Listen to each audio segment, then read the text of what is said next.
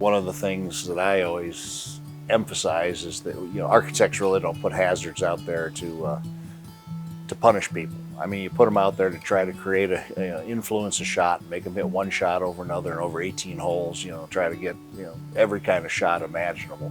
But if you balance those things out, dogleg left, dogleg right, different kind of using the wind, then eventually everybody's competitive on the golf course if they're a single shot pattern player. So, the average guy goes in and you just have to listen carefully, but if he needs a bunker there, you're pretty sure it's 15 yards past where he normally drives. What I've done with my clients to help them understand that it's beyond the people who are the members there is to actually ask them, is this for today's players or is this for the future? How long do you want the club to be around? Who must we consider? Who do you want to be your members? And who is likely to be your members, because who you want and who you get may not be the same people, may not be the same demographic. And then we can address issues such as yardages, bunker locations, green speeds. How do we maintain our golf course from the center out, from the green back?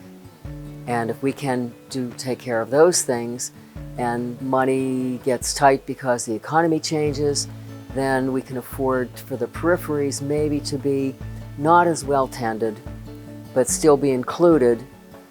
If they're not included at all, that's when the golf courses look like they've never been managed. I've had some interesting situations. I worked on an old Robert Trent Jones golf course. In fact, they had 3 nines, the Robert, the Trent, and the Jones. And I had a member stand up in front of me and he says, "Hey Jeff, what are we going to call our nines now that you're working on them?" And I said, "You know what? I don't care what you call them, but I can tell you that if Mr. Jones was here today, he would tell you that the golf course needs to be renovated, because the golf course that he designed in 1970 is no longer applicable to 2020 standards, whether it be playability, whether it be water usage, whatever it is." And so he would certainly do things in a certain way. We tried to keep the golf course as consistent as we could to a Jones type of golf course. But all of those guys were dealing in a different time, and we're in a different time now. So can you do a Langford course today? You can do some stylistic things that would be a Langford course, but today is a different time. He's not here. And if he was here, he would tell you there are things that he would do differently. I have yet to do the perfect golf course. When I do, I'm going to retire.